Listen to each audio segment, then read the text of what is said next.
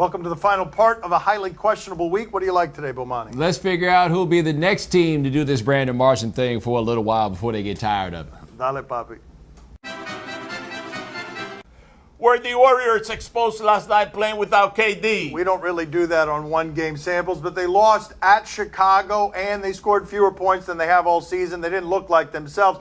That is going to happen when Klay Thompson and Steph Curry go 2 for 22 from 3. Something that does bear watching, though. Steph Curry hasn't been himself this year. He's 1 for his last 16 on wide-open threes. With Durant or without Durant, you might want to keep an eye on that because Steph Curry kind of needs to be Steph Curry, needs to be an MVP so this team can be as good as it can be. Yeah, but let's deal with the notion right fast of, is a team that had Kevin Durant not as good as they were when they did have Kevin Durant? I have to say that's really a profound thought to really get to the bottom of. Of course, they're going to be worse without him. Of course, they had to sacrifice some level of depth to get him, but they got the depth back by and large. The issue is, it's one of the 3 or 4 best players in the NBA. He's not going to be back for a while. They're not going to be as good. I wouldn't count the Warriors out based on one game sample size. I think that the Bulls, they just got lucky, buddy. They just got lucky. That's it. They just got lucky. I'm telling you that now. Don't get too cocky now. I mean, that's basically what Jimmy Butler said after the game, though. They asked him what happened. He's like, they missed a lot of shots. Yeah, Jimmy Butler said that for his reason. This guy's saying it because he still hasn't forgiven Dwayne Wade. Those are different reasons. It's okay. He only had 12 points. Yeah, he wasn't a factor anyhow. He's keeping an eye on him. See? How much impact can Brandon Marshall still have on an NFL team? I mean, this is basically how it's gone. Brandon Marshall goes somewhere. He's a Pro Bowl receiver. People get tired of it. Brandon Marshall goes on down the road. Now, the Jets have decided that they don't want to deal with Brandon Marshall. How much impact can he have? He's always had an impact. He got Ryan Fitzpatrick his money because Brandon Marshall is always open. He can have an impact. It's just a matter of whether you can deal with it. Everybody's been able to deal with it for a year. He'll wind up somewhere. I'm not sure, though, if this was the Jets getting rid of him or him choosing he doesn't want to play with bad quarterbacks anymore because they did offer him an extension. Free agency will be interesting because this guy is as talented as any player I've ever seen who never gets to the playoffs, and it makes you wonder, is he going to try and cash in with somebody, or is he going to go real cheap to a place where he can win with a good quarterback? In other words, up higher in the division to the Patriots where they can get him discounted. That makes a lot of sense, and he's going to have a choice, I think, between a lot of money or a discount and winning. He has to sign whatever that Jay Cutler will sign because, the third time is the charm. Who would take that, by the way? Who would take that right now? Would the Browns want that? Would the Browns settle for that right now? Brandon Marshall, a less troublesome receiver than the one they had. Problem is, usually my first guess would be the Jets. Yeah, there you go. Are you surprised that Boogie apparently sabotaged his own trade value? I mean, I felt like Vlade Divac made that pretty clear when he said I had a better deal 2 days earlier. The agents got involved. I don't want to get into the specifics. And now there's been another interview where he explained, the agents were making threats about Boogie not signing an extension somewhere else. Am I surprised by that? I'm not surprised by that because this relationship got dirty on both sides at the end. If he felt like he was lied to, how do you think Boogie Cousins is going to react? He's going to react by playing dirty too. But also remember, his agent is Dan Fagan, who represented Dwight Howard during that mess in Orlando. Fagan isn't necessarily about making things easier. He's about getting business handled, and it's his job to do for DeMarcus Cousins. If they were talking about trading him to places he didn't want to go, why wouldn't he sabotage his trade value? The other end of it, you don't want your trade value to be too high because then the team that gets you gives away too much, and then it's harder for you to get good. It's actually in DeMarcus Cousins' best interest to drop that trade value a little bit. So Boogie was being kind of a Yeah, I mean, I'm shocked. You don't need the kind of there, I don't think. Should NFL teams hold Christian McCaffrey's 10 bench presses against him? McCrappy, he kind of made him accidentally, but that's not probably fair. But it is what he will get if he's a bust. Some people are going to call him that. 10 bench presses, 225. That's not very good. I remember many years ago, Kevin Durant, I believe, couldn't bench press 185, and I could do that 10 times. But keep in mind, bench pressing, not exactly what he needs. The larger issue of whether he will hold up to a physical beating, that's fair. But it's not fair because he's not strong in the chest. I do love it, though, how we regular people decide to pick on someone for only bench pressing 225 10 times. Like, who the hell are we on this one? McCaffrey, however, ran about the same 40 times as Dalvin Cook and Leonard Leonard Fournette. And how about this? Leonard Fournette, no hops, 28-inch vertical jump. Dalvin Cook, not that many hops, 30-inch vertical jump. Christian McCaffrey, 37 and a half. You didn't see that coming, did you? The real question is, does that take him up the Patriots draft board or down? Sneaky, sneaky. Did you see the guy who did 30 reps? He looks like he's about 30-year-old. Oh, yeah, Samaje P. Ride. Yeah, right here. That guy did 30 reps. Wait a minute. Yeah, somebody on Twitter said he looked like he's older than Sean McVay. I said he looked like he older than Sean Elliott. Coming up next on my son's TV show, Tyron Woodley. I got into wrestling because I thought it was WWE. I went to practice expecting the ropes and wanted to jump off the side and hit somebody with a fold-up chair. My son's TV show is brought to you by the All-In Burger from Applebee's.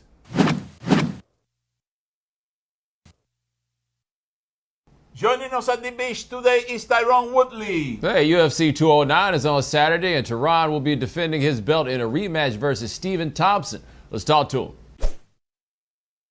When did you develop what you would say would be a taste for fighting where you enjoyed it? Was it before you got in as a professional? You know, it's funny. I grew up my entire life fighting, and I never enjoyed it. I just had to do it. You know, you walk by certain streets, and people look at you weird because you got on the wrong color, and you just balled your fist up because you knew you had to fight.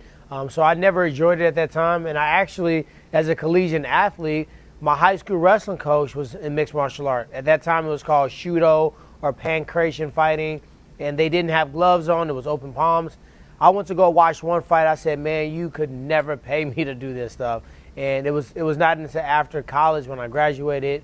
I was a wrestler trying to make an Olympic team, and I just didn't have the success in international wrestling that I wanted. And I said, you know what, let me give this a try. I see a lot of Division I wrestlers crossing over in MMA. A lot of my peers that I know personally were doing well. And I had a great explosive style of wrestling that I thought would transition well into MMA. But did you enjoy wrestling, though? Oh, man, everybody enjoyed wrestling, man. I got into wrestling because I thought it was WWE. I went to practice expecting the ropes and wanted to jump off the side and hit somebody with a fold-up chair. So with that said, I always enjoyed wrestling. And the thing that I enjoyed about wrestling the most was the fact that it was always me versus somebody else. You know, it was never an offensive lineman to blame, someone that wouldn't have passed you the ball. It was always my destiny, and I could control as much as I could by training myself, being prepared, being in great condition, and being mentally tough and strong. It's just one of those sports that, to a certain degree, you can kind of control your destiny.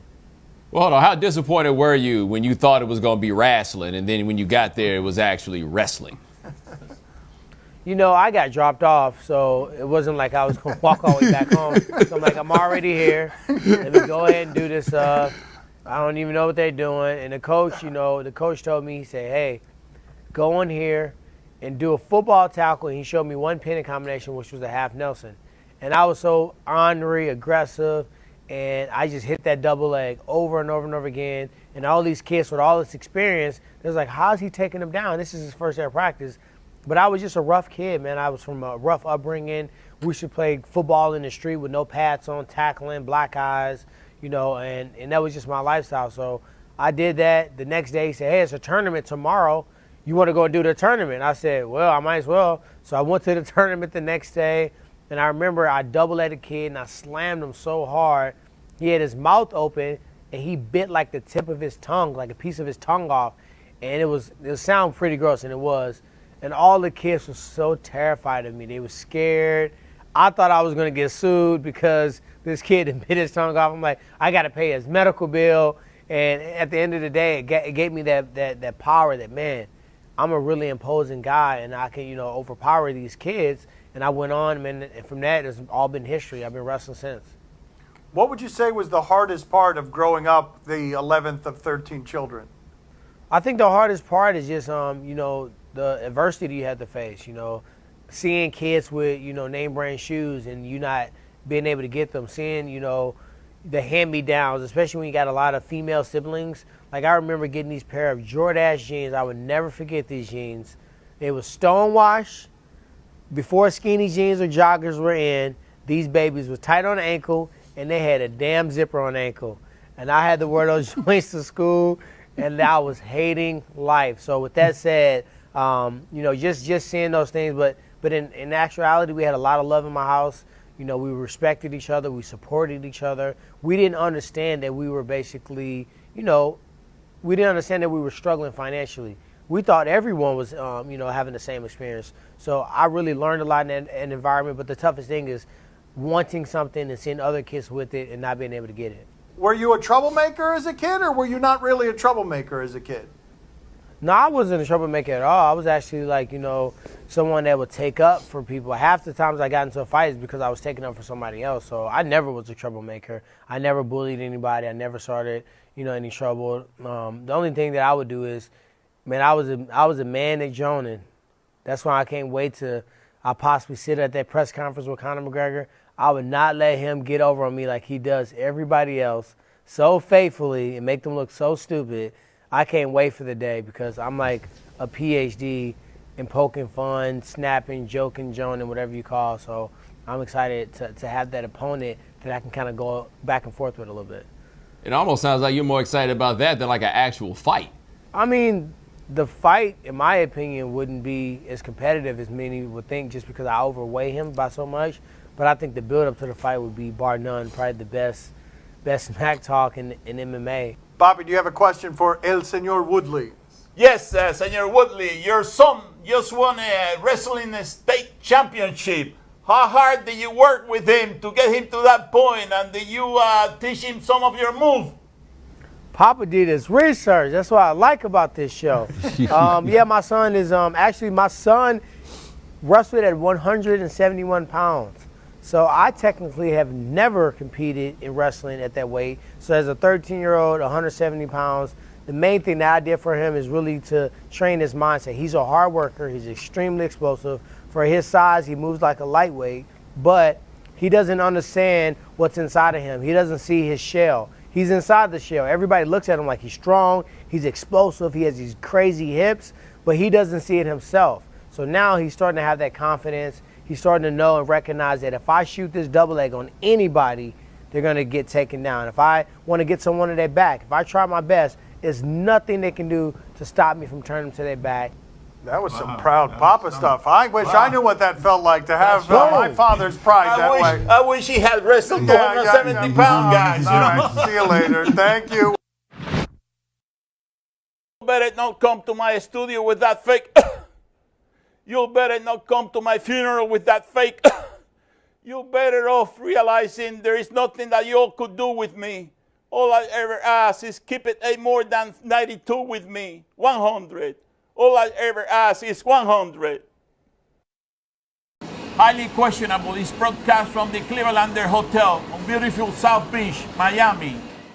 Time to play the game that is rocking some fly kicks today. Oh, really? This is dangerous for the old man. Look out here. Careful. Oh, look at those fly. $3.99 with the bad dress socks. Do you question? It looked like they made out a pair of jeans. I mean, they're terrible. You give us topics and events, and we question. Terrible.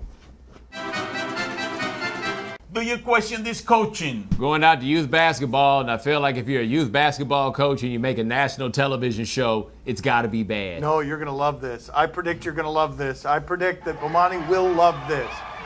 Wow, he wore a suit for this. That's the coach. That's his team going up the court. And now we're passing it out to the three-point line. And, oh, you're going the wrong way, little man. And coach is... There we go. You loved it. I knew you would love it. Teach them well and let them lead the way. Sometimes it's just got to be that. However, what the hell is wrong with that man? Like, what tripped off in his soul that said, I just can't allow this to happen? Not on my watch. Hold on a second. I'd like to cover something else. I want you to look at the face of this poor kid as he looks up at his guide and mentor from the ground and wonders, why? Why did you do that? Why are you wearing a tie? I do have to say, though, part of, like, being a good mentor for children is occasionally blocking their shots. I just didn't think that right now was the time. And he did that. Hold on. He did one more time. I'm sorry. We need this again. Because he had the nerve to do that. Well, but look at how he thought he was going to have to. Coach thought he was going to have to jump much higher, and Coach was ready to jump much higher. Watch this. Coach comes out and he's This guy. got it. He's got it. You know what? Coach is just trying to teach him. You got to look for the open man and stop being selfish or chauvinist. It could have been either one. Well, that kid got fouled, buddy. He was fouled by the coach. You know what I mean? That's not right. Yeah, you got to call a foul there. Do you question if this reporter is a football fan? Okay, so we're going to go out to Phoenix. There's an interview with the gentleman about road rage. About road rage. Road rage, huh? Yeah. So, have you ever had anyone go road rage on you? Recognize that guy? I have. It's been a long time, you know. But yeah, I definitely had somebody go road rage on me before. What happened? They point a gun at you? Oh no, it didn't get to that level. But kind of slammed their brakes in front of me, and I was able to kind of maneuver and get around them. And it took everything in me not to flip them the bird, but you know, I kind of gave them a little stare as I passed by. Life is too short to be on the highway, you know, swerving in front of people or speeding up trying to catch up to people. You never know what people, how they will react to it.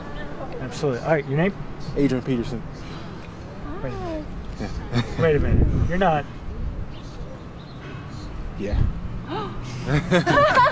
I knew you looked You want to know why football players are always trying to take their helmets off? Because even Adrian Peterson, Right. people don't know by face. Well, he knows Adrian Peterson. He knows who he is. He just has no idea what he looks like. By the way, road rage with Adrian Peterson, not a great idea for Adrian Peterson. Because if Adrian Peterson comes up to you in a road rage incident, I mean, you really only got one choice. Do you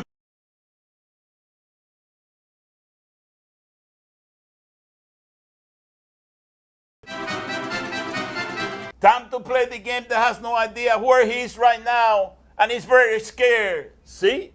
Or no? Tell us what to watch on television tonight. We'll tell you if we're straight. You What have a happened? family? What happened? Come I on. think I do. Come on. On Fox Sports Southwest, Stars and Panthers. No, but let's check in here. The Panthers have been pretty interesting this year, but let's check in with the Stars. Radek Faksa. Man, that's a tough name for my father. We're going to have to be careful with that one. He scored his 9th goal of the season last night. Let's see how he got there. He avoided a hip check on his way in. Thank you for the error. I would have had no idea who he is. Oh! Whoa, that was shifty. Let's see that again. That's pretty impressive. Nice. You don't see that. Whoa, that is Nice. amazing. Yeah. That's pretty good right there. He should get more than one goal for that. Bomani, are you intrigued? Man, I got to say, that video was really, what else am I supposed to talk about, man? Bomani's petering out. He's ready to get into his weekend. Poppy, are you intrigued? Oh, see, I'm very intrigued. But you know who's going to dominate tonight, right? Who? Roberto Luondo. He's going to be the man of the hour. He's going to be the man that is going to make the Panthers win that game. What is his last name? Luondo. Roberto Luondo. You're putting a D in there, a G. He's not playing. He's injured. He hasn't even played well this year. I don't know what the hell. Wait a my minute, father's Roberto talking about. Luongo's still in the league? Yeah, he's still in the league. Oh, he's injured? Yeah. Well, you know who is the second string goalie, don't you? Who is? Another Latino, Rito Berra. That's the one. Rito Berra. So we got Luondo or Berra, but it's going to be the Latino connection tonight. Luongo. Luongo. Luongo. Luongo. On Fox Sports Oklahoma, Thunder and Suns.